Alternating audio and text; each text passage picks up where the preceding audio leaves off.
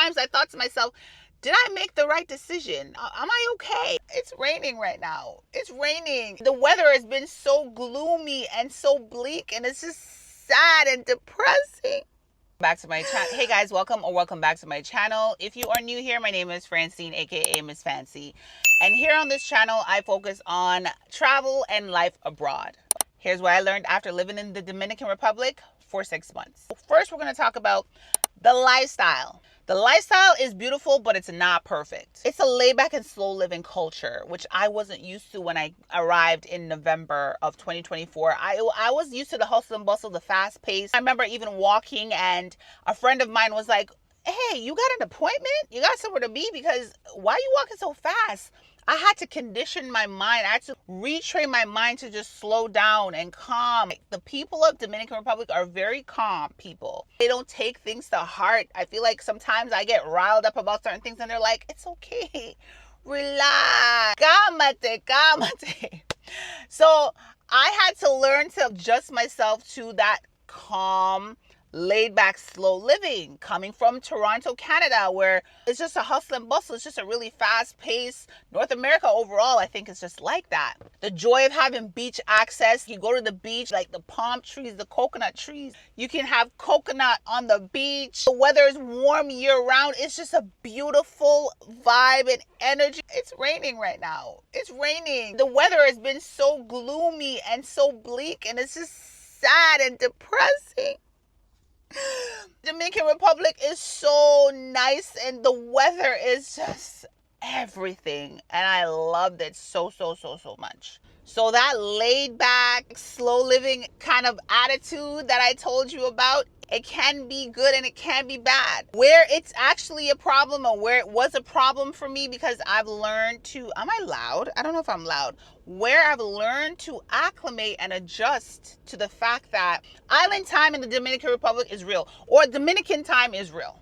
It's a real thing. That laid back, slow attitude when it comes to service, whether you're in a bank or whether you're expecting someone to come and do a repair in your property, whatever it may be that you need to get done, they're in no hurry to get it done anytime soon. I've had dealt with Dominicans that are both sides, punctual and not so punctual. So I'm not going to say that all Dominicans are like that. What I'm telling you is what I've learned over the course of the 6 months. What I've learned is that island time is a real thing, and they take a little bit longer to kind of get things done. The service worker makes the appointment and say, we'll be there tomorrow at 12 p.m. They'll probably show up a couple days later. It's a real thing, and I've learned to acclimate and adjust to that. However, it's not the end of the world. It's not the end of the world. I know people are saying that's just really bad. You need to be more professional, but it is just what it is, and I've learned to just accept it what it is. Like, I'm gonna come to a country and change their practices and just how they've been all these years. I don't think so, and that's not what I'm trying to do. I'm just trying to share with you guys what I've learned. I'm gonna keep it like that. Y'all don't come for me in the comments now, because y'all like to tussle. And I like to tussle too, but sometimes I ain't got the time. So let's just keep it cute in the comments, all right? So the balance between peace and patience. I've learned both. I got peace and I've learned patience. I got the best of both worlds. It's a beautiful balance between peace and patience. And I learned a lot of patience in the DR. Now, I wait for anything. I'll wait for anything. No murmuring, no complaining. Yeah. As much as it may be a nuisance, maybe it's frustrating, but I've learned certain skills that I just struggled with before, and patience is one of them.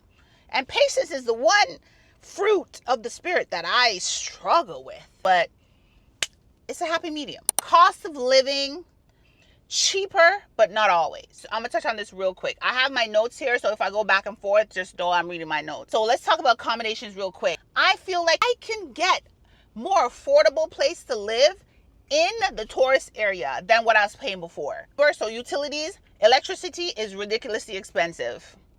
Expensive. I'm not gonna talk about it. Everybody knows it. It's just what it is. I was paying more for electricity there than I was paying here.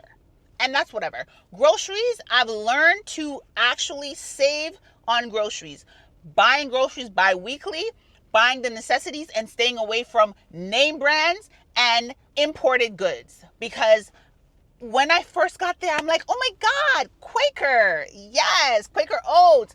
Oh, Aunt Jemima, or whatever the new name is, for pancake mix, or familiar brands is what I would gravitate to. But I learned quickly that just because it's a name brand don't mean it's better than their local brand. Their stuff is just as good. Name brand tuna, all of that, bump that. I'm buying the local brand stuff. And that's how I started saving money. Buying the things that I knew I liked.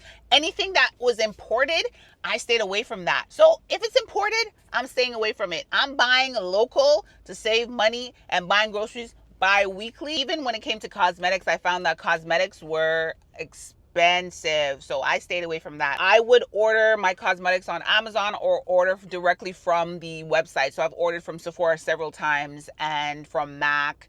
There are other stores that I ordered from and just had it shipped through BM Cargo. I wouldn't buy locally because I found that there was just a markup on the price. And I found that when I did the conversion from what I pay in pesos compared to Canada, it didn't make sense. Even going into the clothing store, Zara, I found that Zara was also expensive. I didn't eat out much because honestly, I have a very sensitive stomach. And a lot of times I would eat out and my stomach would start to hurt like the next day. I'm lactose and gluten intolerant and a lot of food has gluten. So I found my stomach would hurt me after I eat out. So I'm like, why am I wasting my money? Because yes, it's enjoyable in that moment. You get that instant gratification, but then I'm dealing with the pain and the discomfort later and it's just not worth it. And I'm saying to myself, I'm spending all this money on groceries. Cook at home. I know how to cook. I cook really, really well. And I love my cooking. So I stopped going to restaurants. I would only eat out if, like, let's say I had a guest or if I had a meeting or a friend wanted to meet up, just, socially, and we'd meet at a restaurant. Outside of that, 9.5 times out of 10, I'm eating at home. You got to be smart about your spending. Just because you have it, don't mean that you spend it. I just was very smart about my money and how I spent it. And I think as far as that goes, eating locally or just staying home just helped me save. And it was just healthier for me anyways, because I'm just trying to be healthier. Cooking at home, at least I know what I'm putting in the food. You understand? So let's talk about what I learned about myself. Living abroad will test your independence, your emotional strength, and adaptability. How I managed just being away and being in a foreign country and just adjusting and adapting to their way of doing things, their culture, all of that. It is scary. It can be intimidating because this is new. Everything is new. The language is different. They don't speak English. English is not their first language. Spanish is. So communication, all of that, it takes a lot to adjust to, but I enjoyed every part of that journey. Google Translate really came clutch for me and helped me out. But what I want to say is if my intention is to be there for the foreseeable future, I have a desire to learn the language. So I am enrolled in Spanish classes. Yes, I am. I am proud to say that I am. So I know that's going to help me. Culture shock, missing familiarity, and just missing just things from back in Toronto was a little bit difficult. But as time progressed and I made friends there and created some sort of routine, life got easier. The days went by and it was like, wow, okay, so this is where I live for real, for real. I feel like creating a routine helped me, help my mental and emotional and spiritual health. Journaling, like do my devotion as if I was back in Toronto, working out, eating properly. When I do my work, having a routine and a structure really helped the process. There's sometimes I thought to myself, did I make the right decision? Am I okay? Was this the right thing to do? And eventually, that was confirmed for me that was a great decision to make. But the regret that I have is not doing it sooner. But nothing before its time. I have to remind myself that you are right where you're supposed to be. Navigating systems and learning things for me, I thought that going there, I was just going to make a bunch of friends and it's going to be easy. And that wasn't the case. I had to learn things like how to set up my electric bill with CPAM. I had to set it up virtually so I could pay with ease from my bank account, paying like for my internet bill. Those kind of things, navigating, it was a little bit of a learning curve, but again, I did it because I just have the will to learn. I like to be challenged. I like to challenge myself and just prove to myself that I can do it. You know, all in all, I feel like there is a purpose for everything. I feel like my reason for being there supersedes my own understanding.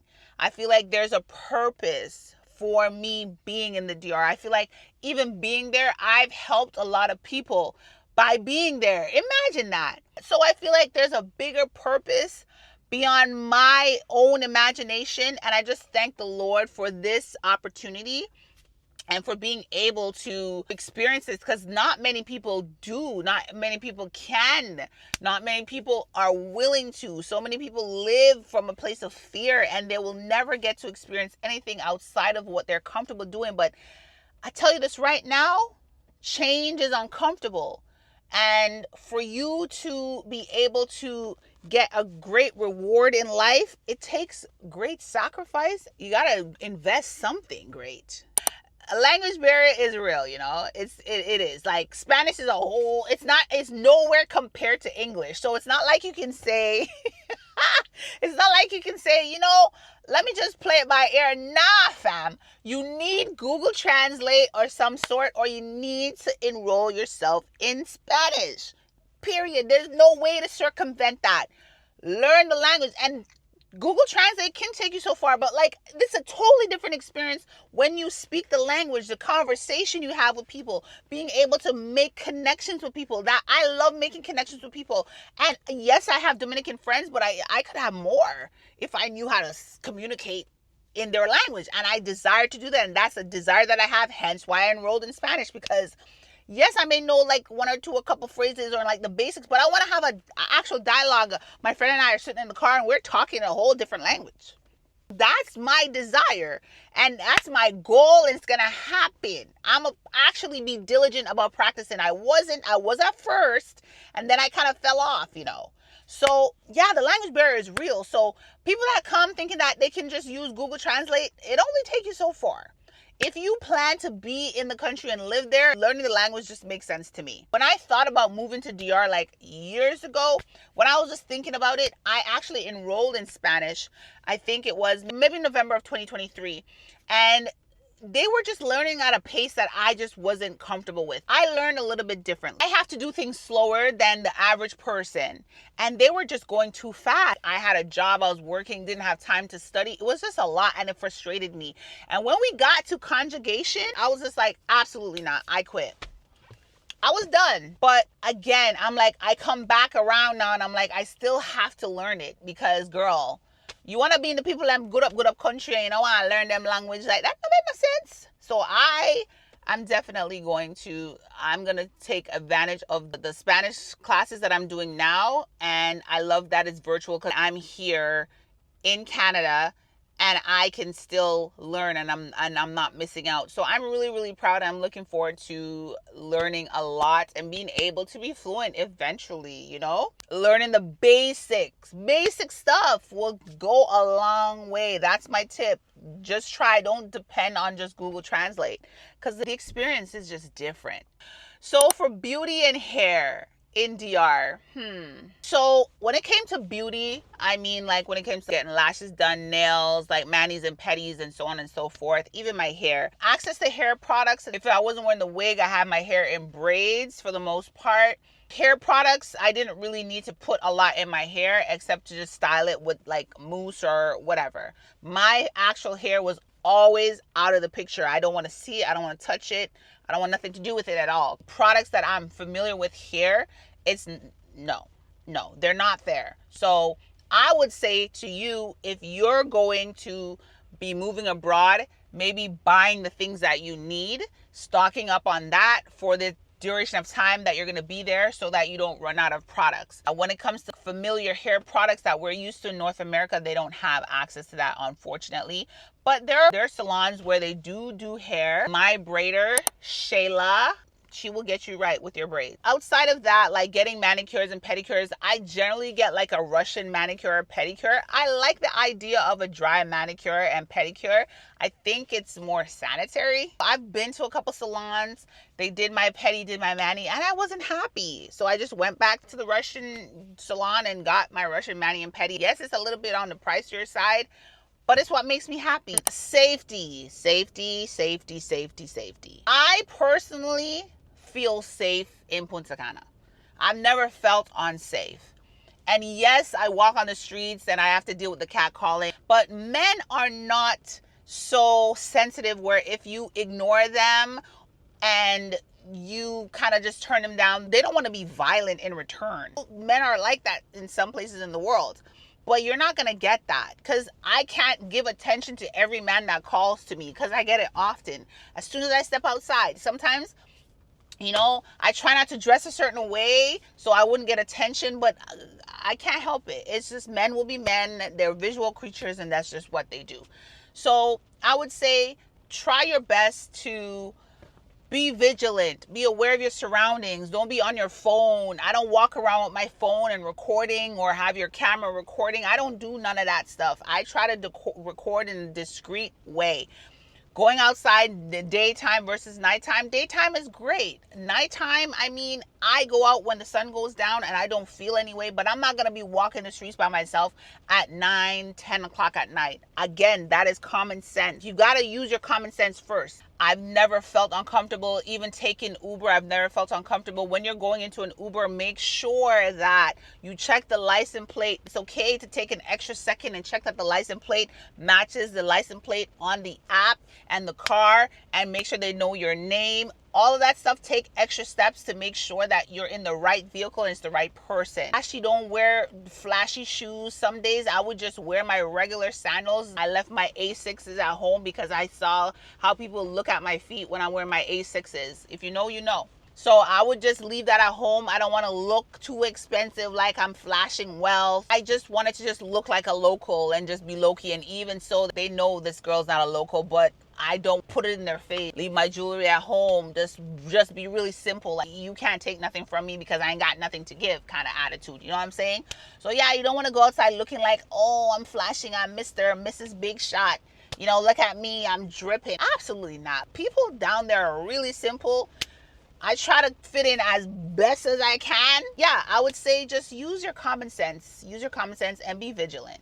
That's what I can say. Transportation and driving is wild. You'll see the craziest of things. You'll see babies on motorbikes. They transport furniture, anything on motorbikes. Motoconchos, they call them, are motorcycles. Like, a lot of people use them. It's also an option in the Uber app. Uber is fairly affordable. It's not expensive. I promise you it's not. So I usually take Uber when I need to go places. Modes of transportation, motoconcha, the guagas, which is the bus, and there's Uber. And then there's your feet. The roads where I lived, potholes everywhere. Sometimes the flooding, the water doesn't drain off well. I don't know if there's drains. Like, if it rains, it floods the roads. It's crazy. Potholes everywhere. So driving is crazy. You gotta always be paying attention because one bad drive could cost you your tires. So I chose to not drive there, and I probably won't for a while. But if I do, at least I know. One thing about them, they're always in a hurry when they're driving. But outside of their vehicles, they're really calm. I don't know. I think it's weird. They make their own rules on the road. I saw the first time how they parked. Like, you know how in North America we have to park the front of your car is to the back of someone else's? No, you'll come out and the other person's facing you. Crazy. It's different. Before you decide to rent a vehicle and drive there, make sure you're aware of the laws. Make sure you know if you're allowed to drive there with your actual license and for how long. I haven't done my research because it's not something that I intend on doing.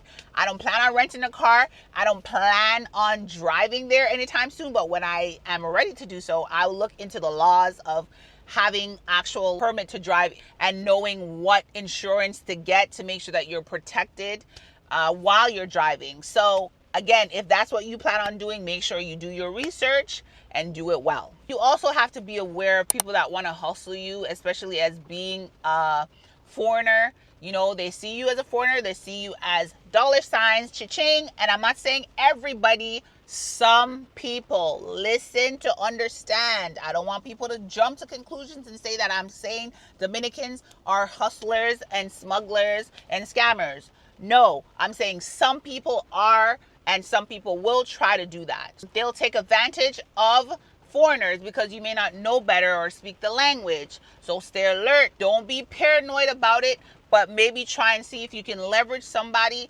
from the country that can help you. But again, you also got to be careful as well too. Someone gives you the initial price, maybe try and do your research and see if this is the best price, you know, because there is something called gringo price.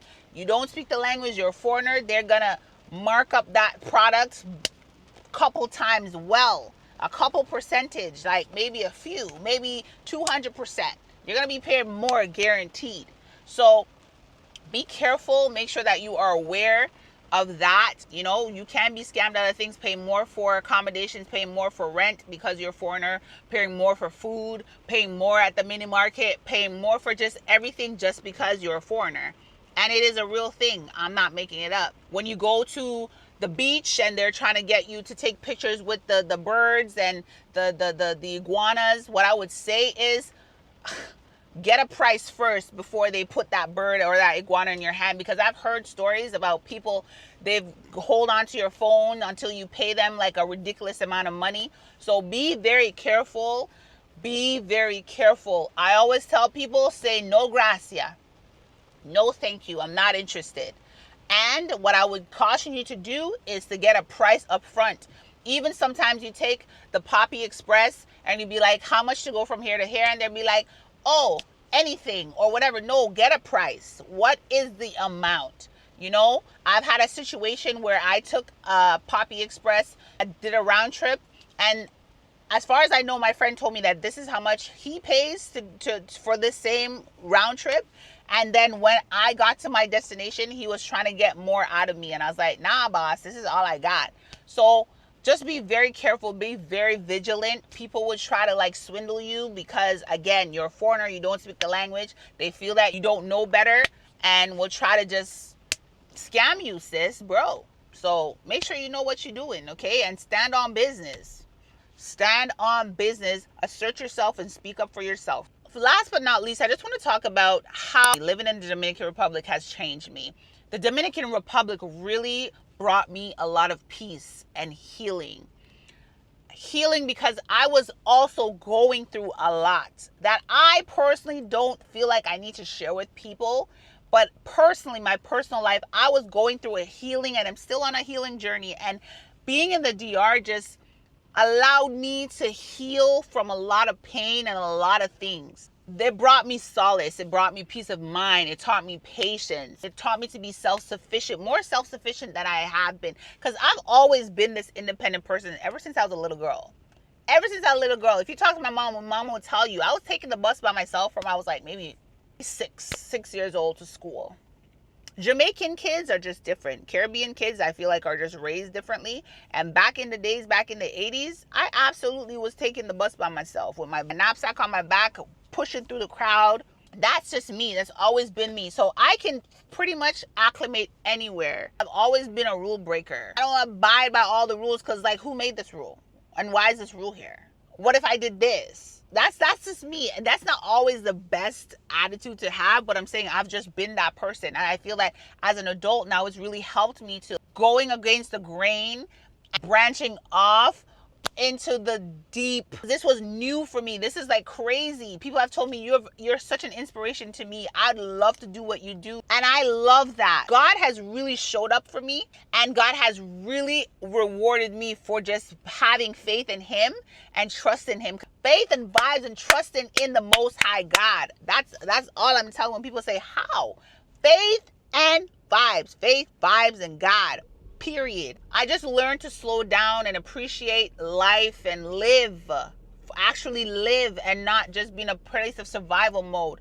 You know, I look forward to waking up. I look forward to a brand new day. This experience has taught me so much more that I can't even speak about at this moment, but just know that I've learned a lot and I'm so grateful. I look forward to this journey, continue and learning more about myself and exploring Dominican Republic and just learning about myself and growing as an individual. I guarantee you there is so much liberty on the other side of fear. I say this all the time. You're missing out. When you allow fear to take the forefront, when you allow fear to lead you, you are missing out. Take a bet on yourself. You miss 100% of the shots that you do not take. Don't miss out on a beautiful life because you're afraid. That's all I have. Thank you for listening. If you made it this far, if you haven't already subscribed, please do so. If you have any questions or comments, please put them in the comment section. You know the conversation continues in the comment section. If you think about moving to the DR and you want to learn, you know, just what I've learned on this journey, please hit the subscribe button and feel free to reach out to me, ask me questions. You can find me on Instagram. You can find me on TikTok. You can send me an email. I respond to every single one of my comments. Y'all know that. If it's 500 comments, I'm going to respond to them all because I appreciate your time. I appreciate you taking the time to watch my video and actually commenting. Just know that I appreciate each and every one of you guys. If you have any gems that you want to drop so that people can learn, please do so in the comment section. Thank you again for watching. Thank you for being here. Until next time, please take care, stay safe, and God bless. Bye. Deuces.